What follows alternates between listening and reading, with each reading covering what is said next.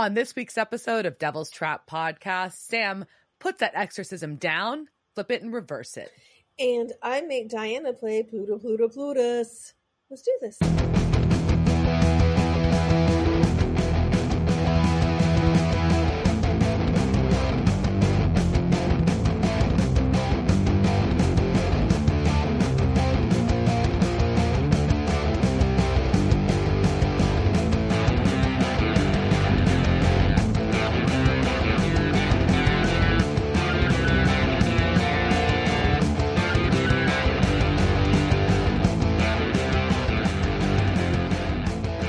Welcome to this week's episode of Devil's Trap Podcast. I'm Diana. I'm Liz. And this week we're going to talk Season 8, Episode 2, What's Up, Tiger Mommy? How are you doing? I'm all right. I don't even know if that was a sentence. I think that was very, very southern or something. How are you? Yeah. I know. Yeah. Where it's just a sound. So it was just a... Yeah, but I knew. Oh, what have you been up to? Getting my part stitched together or things put in me. So here's your PSA. So if you're a lady and as you get older, things in your body stop working. And probably like if this happened to penises and not inside of vaginas, there would probably be like a very easy solution for this. But as you know, we age, our bladders start to do stupid things, and sometimes you have to get procedures or other things in order to fix them or to keep yourself from peeing everywhere. So I had that done, and now like my pussy hurts and my hips hurt, and it because not in a fun way, but everybody, you know, like, I don't know, it's like reliving the 90s or something. I don't know. But, yeah, I'm very uncomfortable sitting because this is, you know, things you've got to take care of yourself. And, you know, also sometimes, and if you, like, one person goes, like, have you tried Kegels? You can punch them in their twat if they have one. Because, you know, obviously you have to go to surgery. Like, you have to have tried. There's a lot of steps. Before you decide to go to the, I'm just going to go have you, like, stick things up my vagina. Like, I'm obviously, yeah, I tried a fucking Kegel, bitch. Like, what do you think? But yes, you should try Kegels, but there's also more, like, there are better exercises for you. Like, just look up pelvic floor. Anything that helps your pelvic floor is, I think, that as ladies, you should be doing all the time. But also, I did a bunch of those, and I did a lot of stuff that had lower abdominal exercises, so that was fine. It was just sometimes your parts stop working. And yes, this happens even if you don't have kids. Like, it's just a thing. Our bodies, like, sometimes don't work as well as they used to. So anyways, so I have new things inside of me. I'm on my way to becoming part. Hopefully they didn't leave anything, like, extra in there. No bonus. No bonuses. I also can't put anything inside of myself for 6 weeks. I love my, like, she was like, no intercourse or anything in the vagina for 6 weeks. But she also meant, like, tampons, not just, like, or whatever else you want to, like, no. And I didn't, like, I just came home and pretty much passed out and didn't, like, read, like, I didn't even know I had, like, care instructions or anything. I mean, I know, we were messaging and you were like, oh, look what I found. I was like, well, there was, like, I was just, like, there was a swag bag in my purse, and I just thought it was, like, a swag bag. I didn't know it was, like, documents and shit I was supposed to read, and it was like, this is when you took medication, and it was like, do not be left alone. I was like, well, fuck that one up. It was just like, don't eat. As you were sleeping alone immediately after. Like immediately was just like left alone, like on my own devices. But also there's very specific things, the instructions. My favorite was no skateboarding. So like, god damn it, like if I'd only known that, I would have been trying to flip that ollie in my backyard immediately, like after. Yeah, I also couldn't sign legal documents for 24 hours, which I thought was, I loved that. I was like, I can't, like, not allowed. I'm not allowed. You can't make me. You can't make me go get this notarized. And then I had to go get, today I went and got things notarized, but Yeah. I don't, the guy who does my it was like he's the notary at UPS store. Like there's more than one, but I've had him like a number of times, and he reminds me of Derek from What We Do in the Shadows. Oh. And so my brain, I'm like, are you a vampire? That's amazing. So you're just gonna keep going there, obviously. Oh, I like it. Like he's like he calls me hun, and he's like probably 20 years younger than me, and so I like it. I'm like, yeah. I appreciate that. Yeah, that's good. I hope he's a vampire. I mean, it's a compliment. If he doesn't know that, that is definitely a compliment. I enjoy it. When I say I hope you're a vampire, it is a compliment. No, and I very much enjoy Derek from the show. So, and I know they just started filming their 6th and what will be their final season. No. But I'm just that's good though. I mean, at least it won't get ridiculous. But I know. I feel like they have a couple more seasons in them though, but I understand it. Sometimes you have to end it when it's good. Yeah. I learned that Laszlo, who the actor's name escapes me, has another like a British TV show that's pretty hard to locate streaming, but apparently it's really entertaining. And he has a big stripe. He has a big stripe in his hair, so now I need to go find this. What show are you talking about? I don't know if I have to find the name of it. So, are you talking about Matt Berry? I'll have to go find. I think so. Matt Berry has another show. I know that Noel Fielding has a new show coming out on Dick Turnpike, which is going to be really good. But Matt Berry, I would do the shit out of Matt Berry. He's so fucking hot. Oh, he's got he did a good stripe in his hair that you'll appreciate. Yeah. I'm sure everyone's like, can you, like, I'm glad that you're pausing this show on Supernatural to go look at the actor that is not in this. God, he's so hot though. Crapopolis? Yeah. No, it's not that. Yeah, and he was in Disenchantment.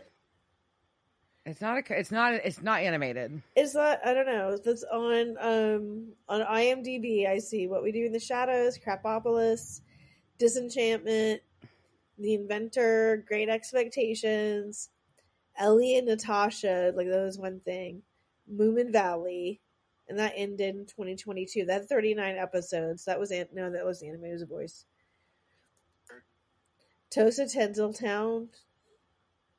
No, that's animated. Hold on. Oh, god damn it.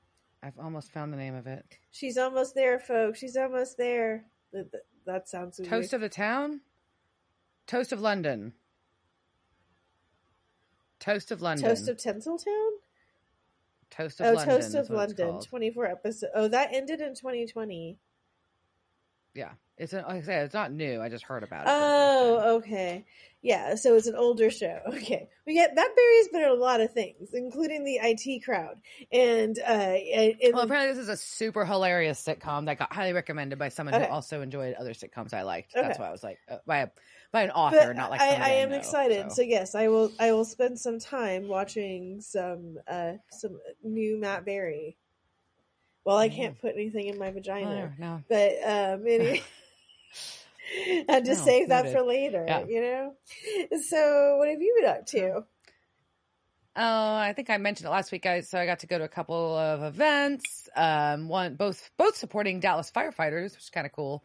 One was Cornbread and Country with some amazing country artists in Texas, and then I went over to support our firefighter friend at Trees and got to see Boss Riot and some other bands, and that was super fun. And I judged an Elvis costume contest, and then got to go eat burgers and drink beer at Adair's and watch another Dallas artist, Sarah Johnson, which is just a nice way to spend an evening, by the way. Adair's is sometimes forgotten, but definitely a massive gem to have in a city, like in the city, like to have this tiny little like country bar in the city that's just been there forever and makes good burgers and has fucking Lone Star light cans ready to go, and I'm a happy girl. Yep, it's a good place. But other than that, just working. I feel like that's it. I don't know. Then Babe has his own podcast. So that's a new excitement in our life that they're recording at my studio. Our studio, whatever. It was our studio first. It was our studio first, damn it. But it's Dave's I Know podcast. So I'm just going to give him one drop, but not the Dave's I Know, because that's some shit about soccer, which Dave also likes. Yeah, I think he's going to get mad. Dave's I Know. I accidentally deleted. There was a button called Dave's I Know on our media board, and I accidentally deleted it. I'm sure he can add it back in again, but I was like going through deleting shit. I was like, and I was like, oh shit, no! And then there wasn't a back button. I think he made a separate studio. So I know there's a separate one in there, but it was on our board. So if it was in your sorry if I ruined your soundboard, babe. Sorry, babe. Sorry, babe. Well, there you go. So, yeah, that's about it. A lot of things and not a lot of things. I feel like this January is taking eternity, but I also cannot believe it's almost the end of January of 24. I don't want to think about it. It's very upsetting.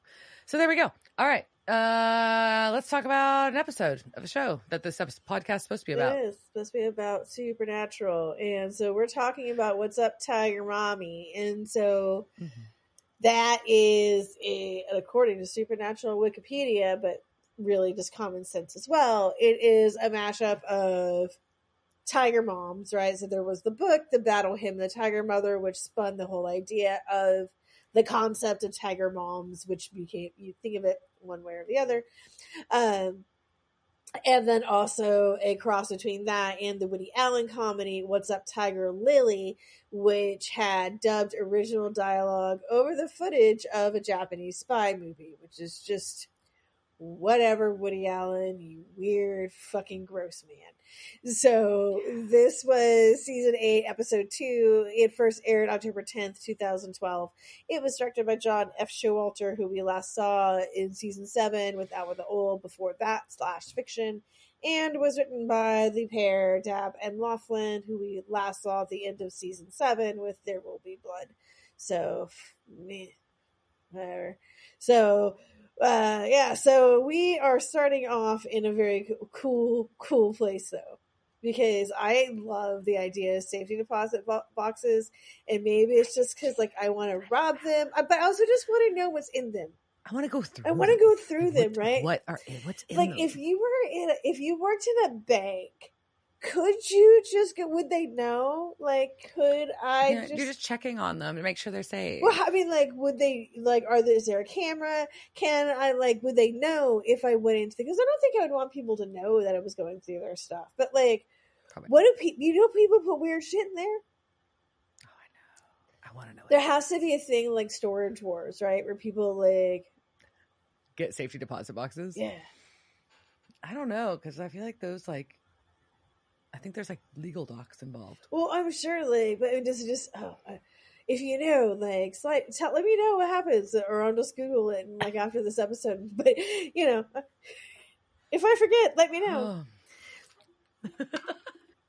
So we've got an old man, and he wants to get into one of the oldest safety deposit boxes. The safety box number 1. Yeah, and they're very confused because apparently when they renovated, they had to take his actual original box and put it inside the new type of box because it matched technological advancements.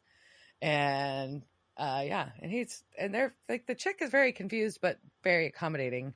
And this old dude's real creepy, and he opens it and it's some weird bone. And he's like, "Oh yeah, it's valuable," and he wants to make a withdrawal. And then we get a big blood splatter. And then he bones her. She's dead. He bones her. Mm-hmm. And it's a real gross looking bone too. It's not a normal looking, it kind of looks like a penis, but it doesn't. I don't know. It's just really weird and old looking. It's not pleasant. So we cut to Dean eating. Basically, that's how I wrote it. It was just funny. Anyways, but so it's Kevin, Dean, and Sam. And Kevin's like, "We need to go check on my fucking mom." That's all there is to it. And Dean's like, "It's a day's long drive. She's fine. She's protected because she's bait." And that's not the best way to describe it, probably, to Kevin. No, and then Sam decides he just talks with his hair, right? And then his hair decides that they will go. Yes. So they make it to Tiger Mom's house and are looking through the windows with looking through at the house through binoculars, and like she's like sad but okay. But Dean's like, oh, you think she's okay? Guess what? This mailman's been here 3 times. No one's mailman comes that often. Gardener's overwatering. There's water everywhere. That plants would be dying. How long has he been doing that? Yeah, I don't understand. Like those plants should all be dead, but yeah. But basically, the house is surrounded by demons. Is the long story short. So Dean traps them and manages to kill them both with Sam's help. They do. And they don't even bother to exorcise anybody anymore. They're just stabbing away. So fucking Carl. Demon Carl's knife. just gone. Carl just gets no chance. Whatever. So. Nope. And Tiger Mom is just playing cards with her friend Eunice. And is just glad to have a friend there because she's real sad that Kevin's gone. But Kevin comes to the door and... Sorry, I laughed because it was a funny thing. Like, she's so happy to see him. And the second she opens the door, she gets, like, splashed in the face with holy water from Sam and Dean. Yep. It's funny. And then Sam smells a fart. Because Eunice is a demon! Of course she is. Yep. And then, so she's cock smoking out. And Sam just puts her back inside. Like, it's like, no. You can't cock smoke away. I'm just gonna order my new Nokia phone, and then they just stab her. So I guess this is like this is a theme that we've noticed, right? So they're no longer trying to so they're saying fuck the meat suits. 2 reasons. 1, they're assuming that the body's dead. Hopefully. Number 2. As they don't want someone reporting to Crowley about what they're doing. Right? So that's what Dean says. He was like, she would have told Crowley, and that's how they're justifying this. But you just killed Eunice. Like, you don't... They're murdering. They don't know. You murdered Carl. You murdered 3 murders. Like, 3 and murders. And it was like, we don't care. Like, I have problems. For the greater good. What kind of shit is that? This is not okay. I don't approve the demon knife. And like it just also just made it worse that you put like it's so all this is just bizarre. So okay, so it's very now weird. we're definitely saying that when you stab them with the demon knife, that the demon soul goes somewhere, not to hell, goes away, just is gone. It's gone.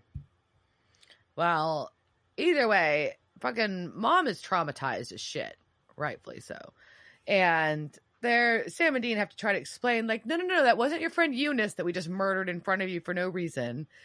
Have you seen The Exorcist? Which is kind of funny, but, so yeah, she's like, but did you really have to kill her? No. No, they did not. They made a choice. They are making ethical decisions. We know what's happening in the trolley game for the Winchesters right now. But then we start getting to see why I love LInda Tran.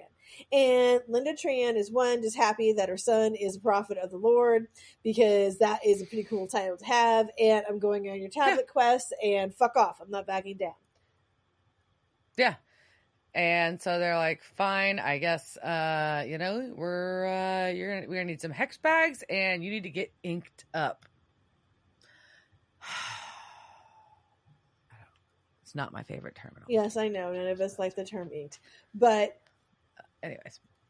So apparently Kevin Tran and mom have to go get the anti-possession tattoos. But I like that mom's comments is like it's my first tattoo. All right. Tran's a badass.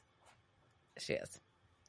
So they're in the gallery, and now I'm really confused because, so Sam and Dean have that on their chest, right? Why is she getting it on her forearm? forehead. I mean, that'd be weird too.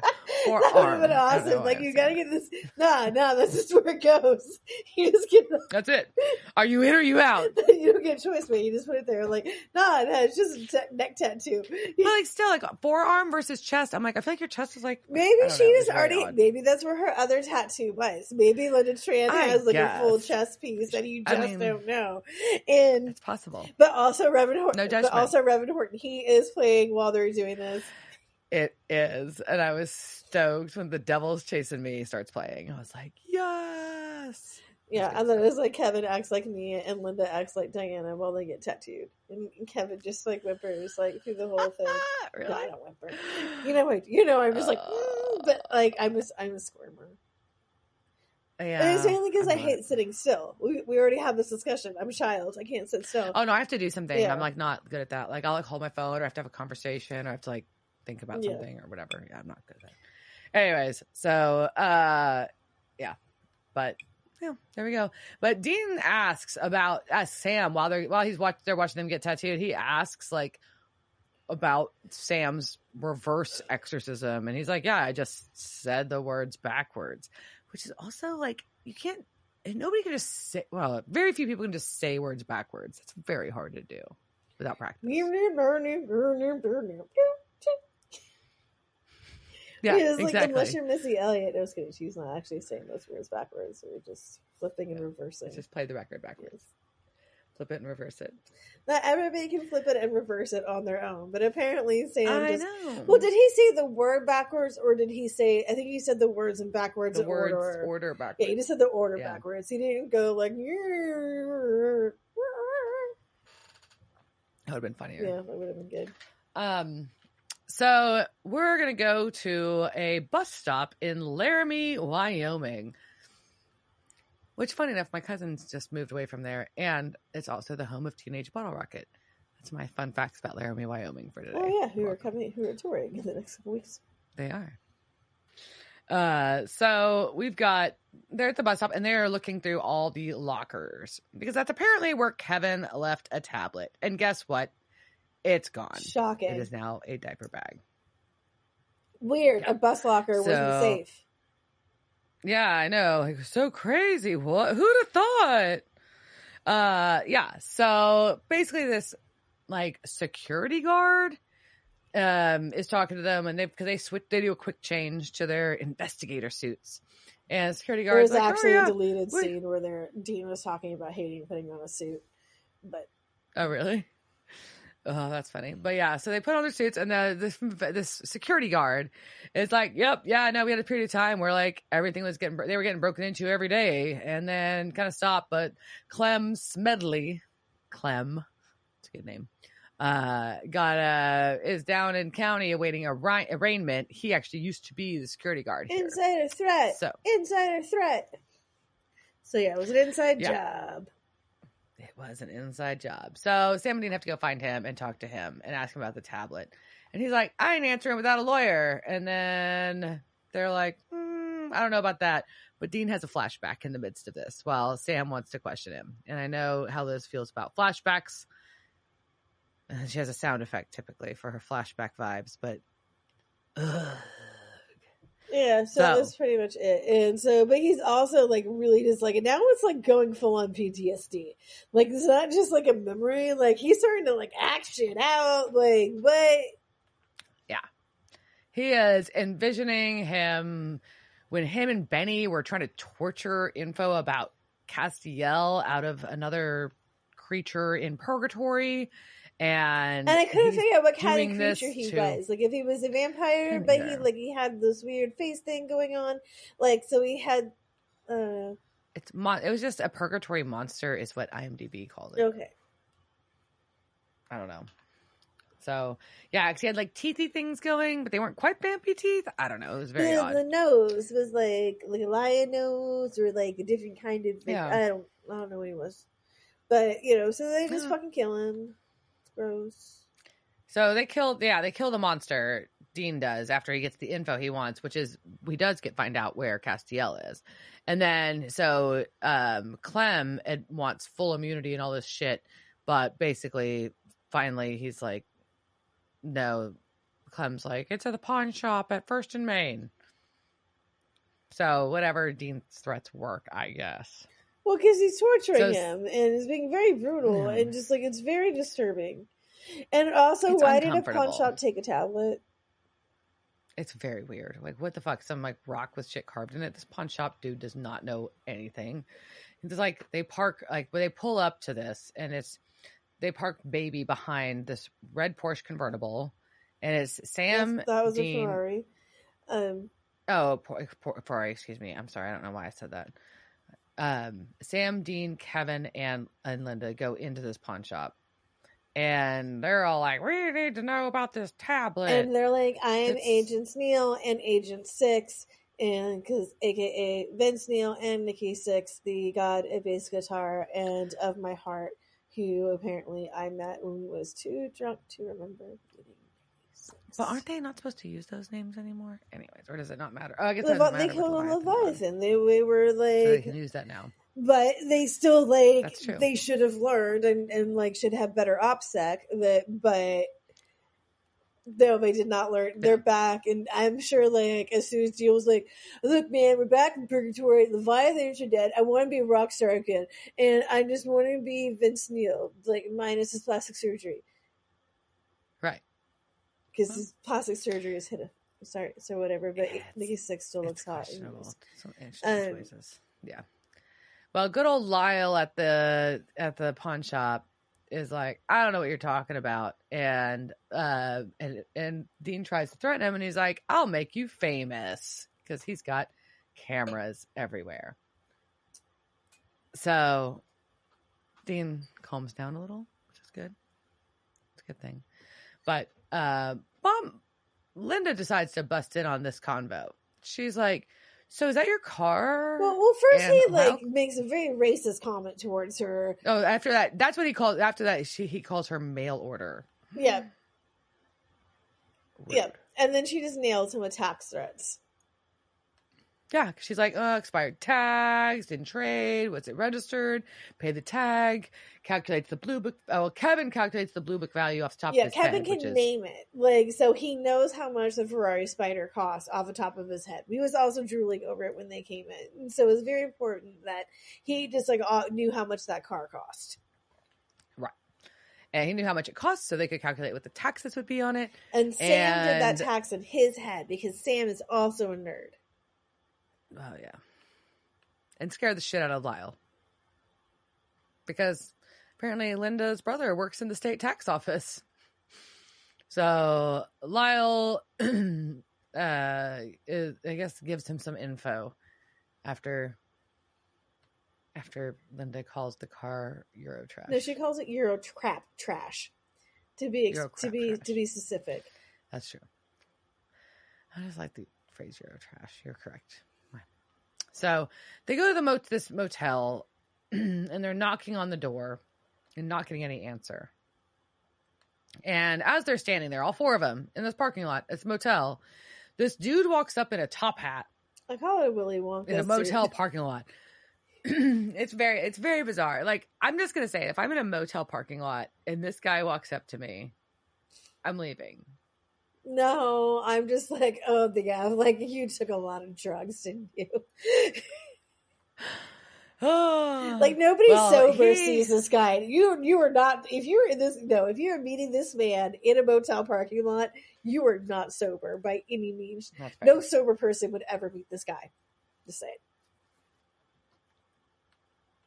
Well, this guy really wants to talk to Kevin, and Dean gets all protective, but this guy introduced himself as Bo. And he has an invitation to an exclusive auction. And he needs to offload the tablet and needs a headliner. So he wants Kevin to attend. But Dean's like, well, if that's the case, you need 3 more tickets to the party. And Bo's like, maybe, but we have a no casting, no cursing, no supernaturally flinging the 2 of you against the wall for no reason policy. Which I really like that one. Yes. It's a good policy. And he's like, apparently Bo, we learn, is the right hand to a god, Plutus, who is the god of greed. Well, Plutus tells Dean that Plutus is the god of green after Dean asks if Plutus is even a planet anymore. Because Dean has gotten Plutus confused with Pluto. And many people get Plutus mistaken for Pluto. And Pluto has many meanings. So we are going to test this theory and Diana's brain and dexterity with a game I am calling Pluto, Pluto, Plutus. Oh, God. So on our soundboard, which this week will hopefully work for us, you should notice 3 things on your soundboard. There should be one that says God Pluto, one that says dog Pluto, and one that says Plutus. So I'm going to tell you a fact, or not necessarily a fact, a thing about each of these personas. So the personas being the god Pluto, the dog Pluto, and Plutus. Okay? So you have to hit that soundboard for the correct answer to each of these facts. Okay? Got it. All right, your first one. He was initially associated with agricultural bounty, but later came to represent prosperity and wealth. That is correct. That hopefully we can then not play forever. But yes, that was correct. That was Plutus. That was my fault. Yes. I hit it again instead of pausing it. So that was me. That's all me. Okay, so your second one. His role was to claim the souls that were doomed to enter the underworld.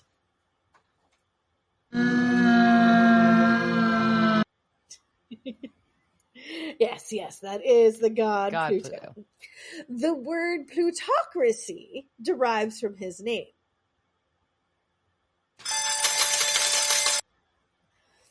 That is correct. The English word plutocracy means a system of government in which the wealthy rule. Other English words that derive from Plutus include plutonomics, which is a study of wealth management, plutomania, which is an irrational desire for wealth, and plutolatry, which means plutolatry, which means idolizing wealth. So plutolatry, yeah. So this one was the son of the goddess of fruitfulness, Demeter. Wrong. That was Plutus. This one stole Demeter's daughter Persephone and married her. Woo woo! That is correct. That actually was a god Pluto. So, which I just think is weird how these kind of like mix together in that way. All right. So this one is often depicted with a chariot. Woo woo! Nope, that was Pluto. This one's often depicted with a cornucopia. Woo woo! This one's often depicted as a yellow-orange colored, medium-sized, short-haired dog with black ears. Woo woo! That is correct. That one was Pluto with a dog. I love that. I will stop. I will stop torturing Diana. What a fun way to learn about our gods. So, I mean, basically, Plutus was Plutus and Pluto. Yeah. And Pluto was also Hades. And there, I almost gave you one question where in Dante's Inferno, they refer to Plutus, but Dante actually ended up combining Plutus and Pluto. And then I was like, this is too much. My head started hurting and exploded. And then I wanted to go to the underworld with Pluto. Yeah. No, that's not good. A good time. Not good. All right. Well, yeah. All right. So they are going to get their invitations. They are ready to go to the auction. And Dean is like, so what are we going to bid? Like, we don't have anything, guys. What are we going to bid to get the tablet? And Sam briefly implies that baby might be something to bid. And Dean quickly shuts that down. Well, don't they also have like storage lockers full of cursed objects and like Bobby, whatever, so like weird. Was in Rufus's cabin and like y'all got shit. Like, I'm sorry. Like, you've got Sam Winchester. Like, I would just be like, let's auction off Sam. Like, he once was a vessel for Lucifer. He's been to hell. Let's try Sam. Let's try Dean Winchester. He's been to purgatory, was once a vessel for Michael. Like, let's bid on him. Like, I'm sorry. Yeah. But no baby? It's silly. Yeah, that's the first thing. Duh. And then Sam's like, well, why don't we just try to get close enough to it to memorize it so we can just learn the spell? And LInda Tran's like, fuck yeah, he can do that. Let's go. Yeah, makes sense to me. So they go, and this warehouse is just like covered in sigils. So I guess the wards are in there to stop all that, the rules. I don't know. But Dean, of course, sets off the metal detectors and has to remove a bunch of his. Well, he has the demon knife. Well, and like he throws his pearl-handed knife in there. Like he throws demon like into this box of weapons. Like what the fuck is wrong with you? Like that's a demon kill. That's something you could auction. Like that thing is probably worth like this knife kills demons. You motherfuckers! Like what? You're so stupid. But like but at least go put it in the trunk. At least, like, go take it outside. God. Yeah, like, don't put it in the box of... Why would that... That's not going to be there when you come back. It's just not. No. So they get in, and they're walking around looking at the auction items. There's some, like...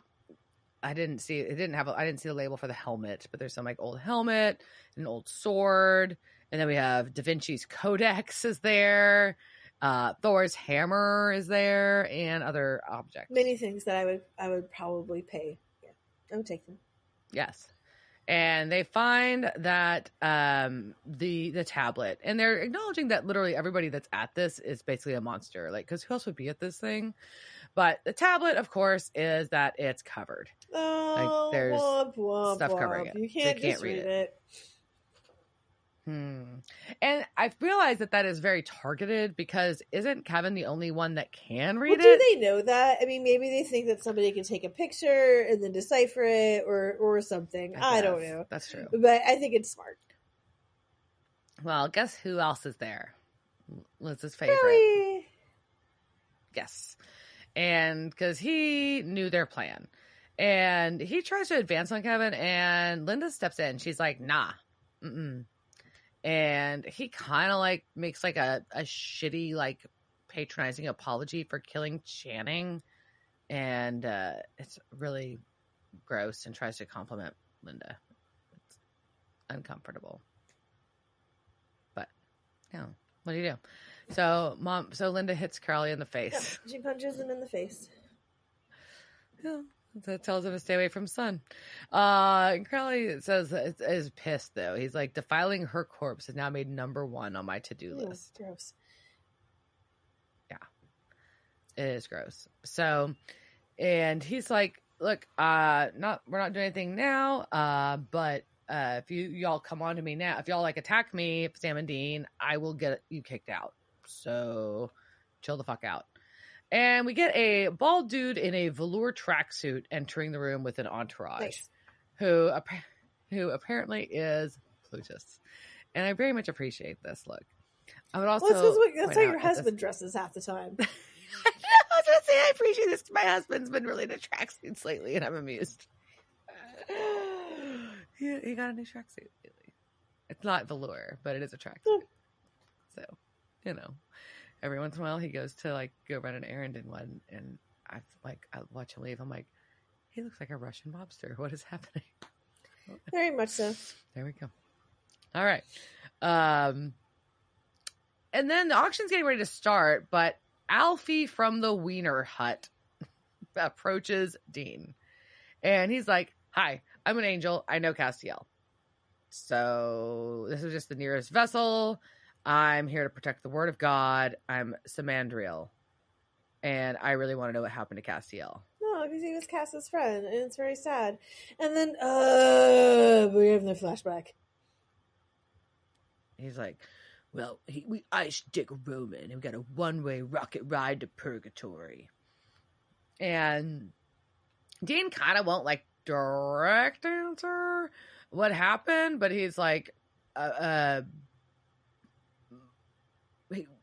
Alfie's asking if Castiel escaped, and Dean just kind of stares at him, and then Alfie's like, well, some in heaven that believe that despite the mistakes that he made, Castiel's heart was in the right place, and that too much heart was his problem. And so I thought that was interesting, because we know that like there's a lot of drama in heaven about Castiel. So Then we go to the flashback, and we do see Dean and Benny find Cass. And basically we find out that Castiel intentionally ran off and left Dean on his own because apparently the Leviathans that are left in purgatory are all after Castiel, and he didn't want them to come after Dean. Yep, and Benny is very jealous of Cass and just wants them to ditch Cass so he can be alone with Dean. Is that what it is? It's clearly what's happening. I mean, he didn't seem like a big fan. He's like, why are you like, I don't really trust this. And there's some good quotes in here. It's just, Benny calls Castiel hot wings. And,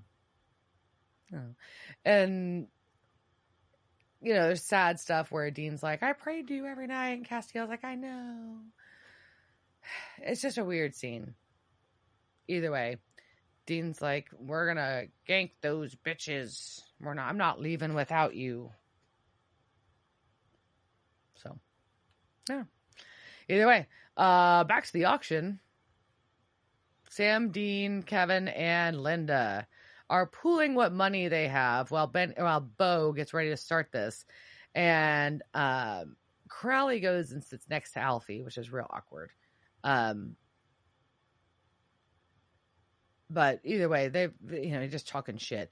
But they've pooled their money between them, and they've got credit cards, $2,000, and a Costco membership. I just don't feel like that's going to get them very far in this type of auction. Probably not. So, the first item up is the amulet of Hesperus, and the first bid is made in tons of dwarven gold. 3 tons of dwarven gold. So we learned very quickly that their credit cards, 2K USD, and Costco membership are not the proper currency. Probably not. So Dean's like, I'm going to go to the bathroom. But instead, he's got a plan. He's going to go see what's in secure storage and manages to pickpocket a key and get in there. But of course, there's guards. No, there's demons, but also the auction items. Mm-hmm. And so we've got the Hammer of Thor is up for auction now. And the creepy dude from the bank that won the bone, or got the bone out of his safety deposit box, stands up and bids on with the finger bone from a frost giant. Now we know what that was. It was. And now we know why. And he also, with that is not enough, he's like, well, I also have 5 ace of a virgin in this brown paper bag. In this paper bag. Oh, bloody brown paper bag. And Plutus accepts that.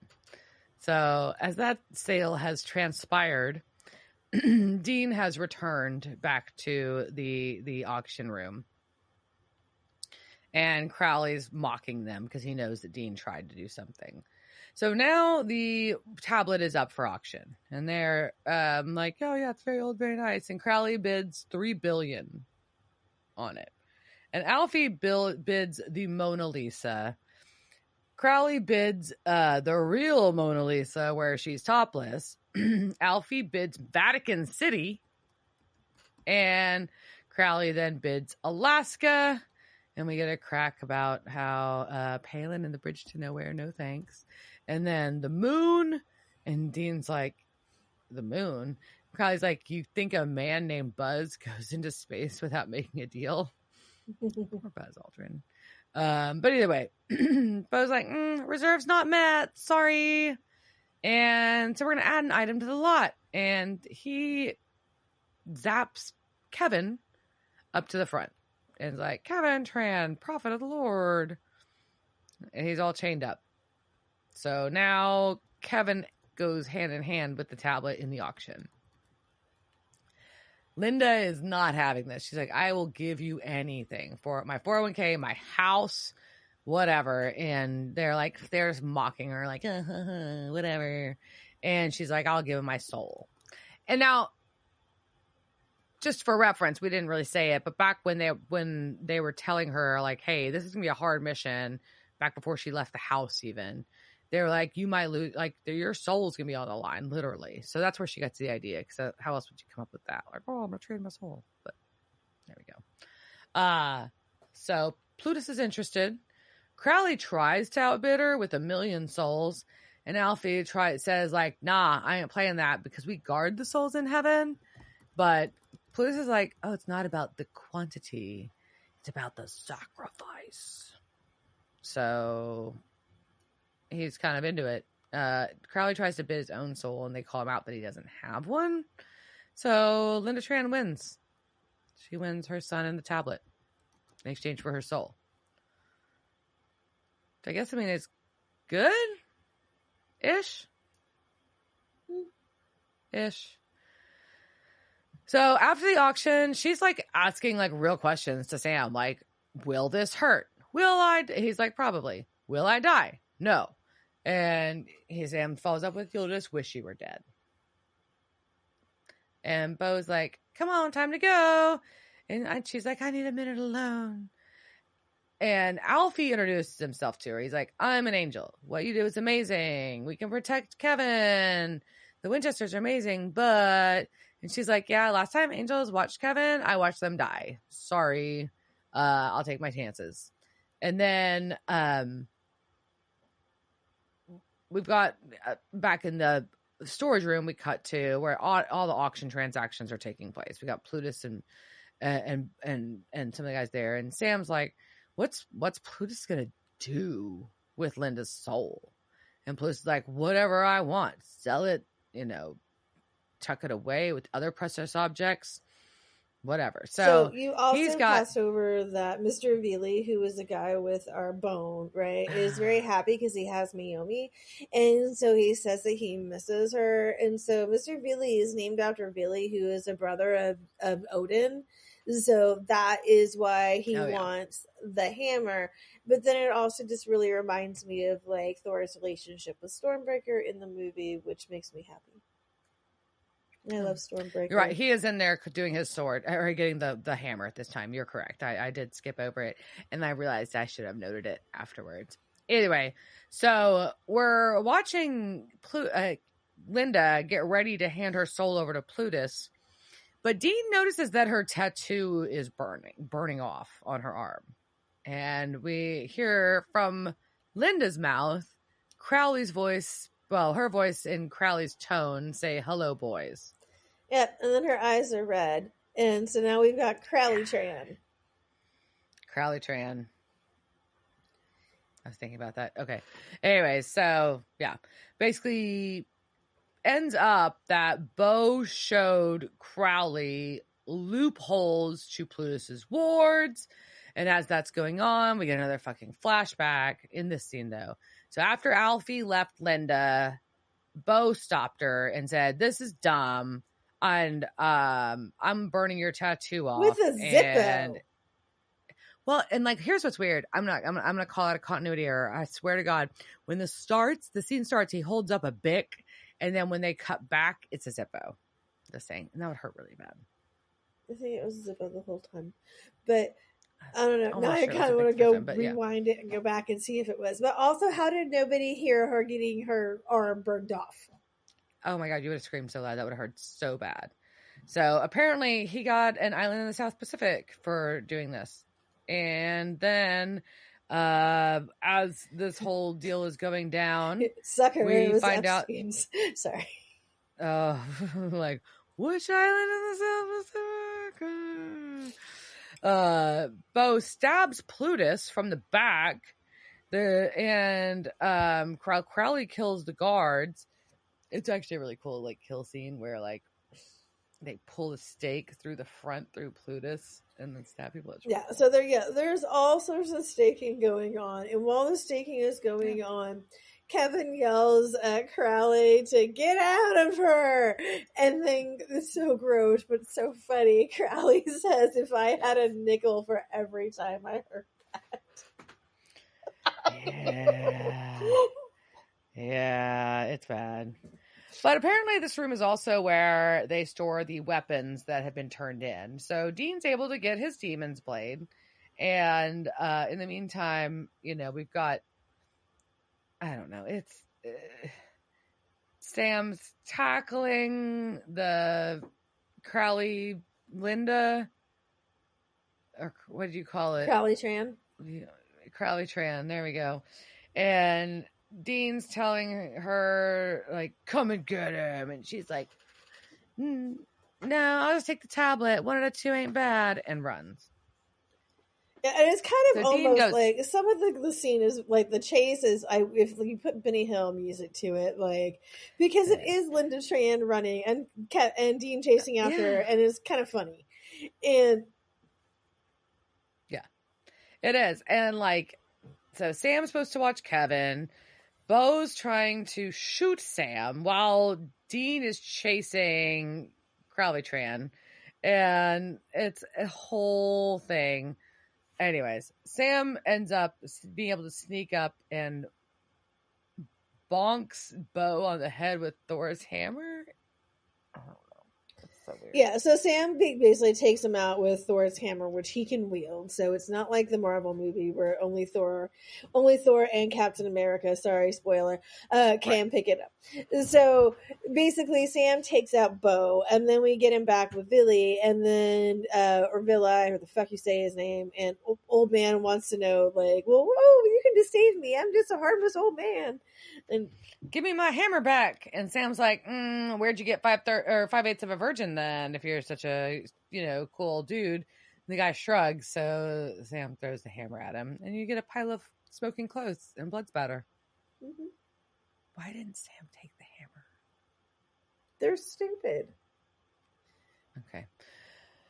Well, in the meantime, because this running has gone on also a very long time. Sorry, like it also then like there was like then it would be an episode of Buffy, and then like or like 2 episodes of Buffy, and like how many like this hammer is in like there should be how like I want to have a pop culture thing count of how many things has Thor's hammer been in. I guess it's just it seems almost at this point like it's a trope, right? Anyway, that's fair. I think Sam wielding Thor's hammer would be cool, though. Oh, no, Buffy was a troll's hammer, not a Thor's hammer. Yeah. But it's very similar. Sorry. Anyways. Very similar. Conceptually, a lot of overlap. So, either way, Dean catches up with Crowley Tran, and the tablet gets dropped. And so, we've got a demon knife held to Crowley Tran's throat. Dean's about to fucking kill Linda. And Kevin shows up, and he is concerned. So while he distracts Dean, Crowley's able to cock smoke out. It's red. And yeah, it is. It's red instead of black cock smoke. And he enters the room as a person again. Just wishes them luck. It is a normal meat suit. He was a person as LInda Tran. Yes. So yes, exactly. I'm sorry. As the Crowley that we know, as opposed to Linda. And wishes them luck closing the gates of hell without the tablet. But so now we know that he knows about the gates of hell because he didn't know that before. But he got that from being inside of Linda's head. Yes. And so he's like going to take he's taking the tablet. He learned from stuff in Mom's head, including apparently who Kevin's real father is. And it's scandalous. And tells Kevin to run. The Winchesters just use people up and leave them to die bloody. Not wrong. Ugh, yeah, not wrong. He leaves. So the episode, we've got Sam, Dean, and Kevin sitting with Linda, and she is like catatonic. Is that the right word? That's the correct word. I thought so. I just questioned myself. And she's just out of it. And Dean's like, well, she went through something traumatic, but she's tough. She'll pull it together. And Kevin's upset because he's like, you fucking tried to kill her. What are you talking about? And Dean's like, well, in this life. And Kevin tells him to shut up. Good job, Kevin. Dean needs to shut the fuck up. What is he talking about? You just watched him try to kill him mom. Don't make some excuse for it. Own it or not. Yeah. But don't fucking do that story, Dean. Ugh. Anyways, so they decided to give, well, as requested, give Kevin and Mom a minute alone. Yeah, so they don't have to hear any more of his crappy speeches. That's good. Mm-hmm. So Sam's like, were you really going to kill her? And Dean's like, I wish I had. You fucking psychopath. Because You're a fucking psychopath. Because it was Crowley in there, regardless of the meat suit, and that's it. Well, guess what? Good thing they gave some time alone, because now Kevin and Mom are on the run. Well, no shit. But then they also, like, my note is in here, so they go into the room and they both start screaming for Kevin. I just want to know what your dog was doing while the TV was shouting, Kevin! Kevin!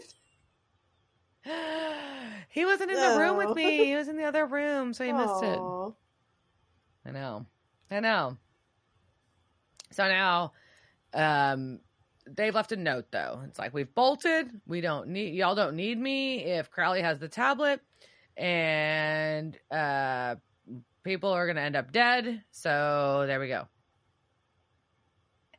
Sam's like trying to tell Dean that it's not true that people end up dead. The people that Dean don't need anymore end up dead. Yeah, right. They don't need anymore. End up dead. And Sam's like, it's not true. Ish. Yeah, no, everybody is dead. All your friends are dead. And so you have some people who are alive, but it's very few. And we get another flashback to end the episode, and it is Castiel calling out to Dean. Well, there's like a hand losing, and it's just, it looks terrible. You get a whole bunch of like Misha's teeth, the very nice teeth. It's very close to the teeth for some reason.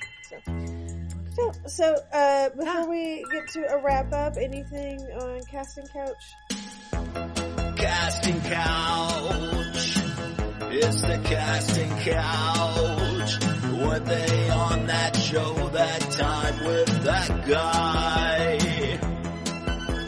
La la la la la la la la la la la. Just a couple. We've got first off our LInda Tran, who's a new LInda Tran. It is. LInda Tran. We have pulled a Bewitched. We have a new LInda Tran, but she's a badass and I love her. Yeah, so this is played by Lauren Tom. She's tons and tons of voice work. Including Amy Wong in Futurama. Yay! Which is a huge role, long-running role. One big blockbuster film role would have been Lena in The Joy Luck Club. And she was in several episodes of Friends as Julie. So a lot of legacy stuff up to current that we've seen Lauren in. And then Samandriel, a.k.a. Alfie, our angel, was played by Tyler Johnston, best known as Steeewart in Letterkenny. Steeewart. He's so handsome. He really is blonde. Oh, yeah. And then just a side note is that is Bo, also over sad. Which Letterkenny. One? I know it's over. Last Sunday. I haven't finished it yet. We're almost done. We're in the last season. Bo is played by Jonathan Wacker, and that is Big John in the series, a recent series, Snowpiercer, and he's done a ton of producer work. A lot of work on Van Helsing as producer. Yeah, that's awesome. Cool. That's what I got. So I'm intrigued to see what's going to happen with Kevin and Linda, who is able to retain her soul. Yeah, I would like that side sitcom. Kevin and Linda Tran on the lamb.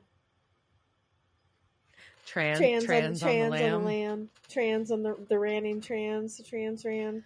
But yeah, no, I would watch that because this Linda Tran, not the other Linda Tran was fine, but she didn't have the big of a role. So like, no, we barely saw it. We barely knew her. There's a lot more spunk and a lot more spice that's coming out of. She is spicy, and I'm here for it. Samesies, into it. No, it was a good episode. I thought the auction concept was cool. I kind of wish we gotten a little more of it, honestly. Yeah, that could have been more of the episode. Really cool. Like, and more of like the monsters of the people bidding. Like that would have been and do cool. this, right? Or like the interrogation scene. The interrogation scene is where we got to see like Dean like gank that monster through the neck, which was also just brutal. Yeah. And I don't like what Dean Winchester is becoming. No, he's getting real dark. Mm-hmm. And like the whole thing, like I get like you've got to kill monsters and you've got to think about the greater good. But if you do it at the expense of the immediate and of your humanity, then what's the fucking point? Well, and even though this is a world filled with monsters, it's also the human world. This isn't purgatory, and you're acting like a fucking psychopath. Correct. Yeah, killing like I was just gonna kill LInda Tran. What the fuck is wrong with you? The fuck? The funny LInda Tran who was making who has bumper stickers on, not her Prius, whatever the fuck she drives, it's like a Prius, but she has bumper stickers about her son on there. You can't just kill her. The fuck? Ugh, whatever, Winchester. And that's why your brother's growing out his hair so stupidly in protest. Like, this is how we know things is that are what wrong. it is? Like, every time, like, Dean becomes a psycho, like, Sam's hair just gets longer. It's like a little longer every time he does something psycho-y. Yes. Nice. To explain it. Anyways, yeah, I mean, this episode was fun. However, I think Purgatory is such a downer. So every time you have a flashback to Purgatory, it's just like downer time. Like, fun.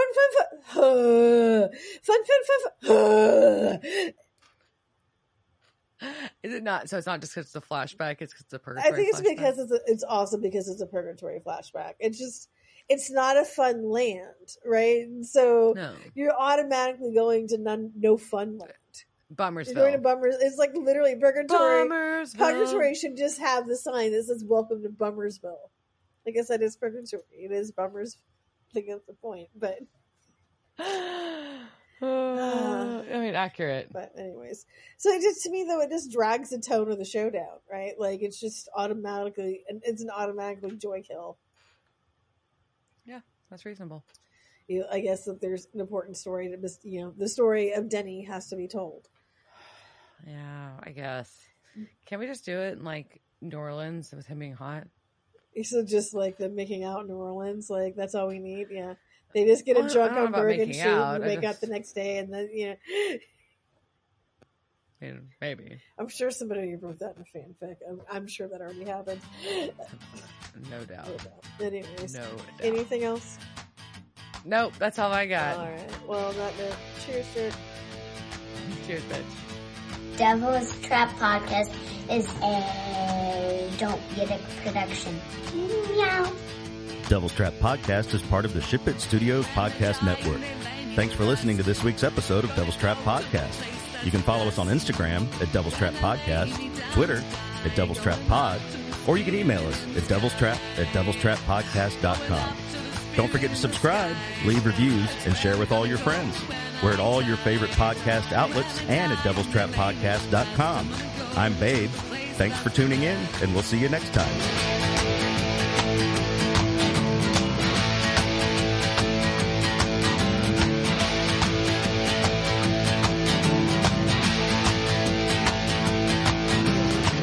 Going up to the spirit in the sky. That's where I'm gonna go.